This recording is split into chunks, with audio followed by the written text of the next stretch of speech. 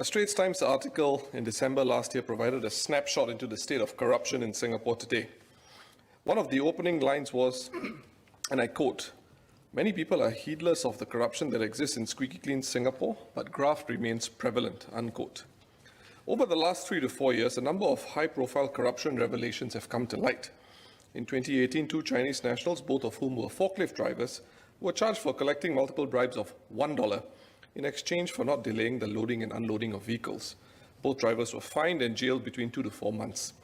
An equally significant case came to light this year when a brother and sister were handed jail terms close to the maximum 5 years for conspiring to secure tenders for 2 companies in China and receiving in excess of $2 million in bribes. The case was significant because a substantive part of the offence was committed outside Singapore. But because the Prevention of Corruption Act applies and has extraterritorial effect, the message was a clear one. Corruption committed by Singaporeans and Singapore corporate entities are not condoned anywhere in the world. Yet the remark of graft remaining prevalent in our paper of record, no less, is a matter of concern. While the government is busy determining how best to reset the economy and put Singapore ahead of the pack when the post-COVID-19 recovery begins, the core Singaporean value of a no-nonsense attitude towards corruption needs to be restated more forcefully. At stake is the reputation of the Singapore brand. In a world where competition is stiffening and strong, sustained growth harder to come by for a mature economy like ours, the goodwill and confidence generated for high-quality investments by a strong emphasis against corruption through the Singapore brand cannot be understated. CPIB cannot afford for Singaporeans to be heedless of the corruption that exists in the country and double down on public education of its work. In Minister of Law's parliamentary speech last November, the Minister spoke of a zeitgeist that is being felt worldwide, with many societies grappling with debates about inequality and the sense that the elites are bending the rules and systems to their own advantage and that structures are unfair. So to this end, it would be useful to recall some high-profile cases that have been splashed across our newspapers in the years past, involving people in high places.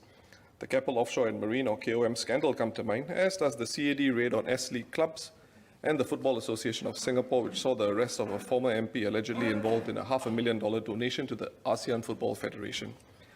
I understand that investigations can take some time to complete, but in view of the profile of the latter 2 cases in particular, which involve people of some status, there is a real public interest as to why these matters have not closed yet.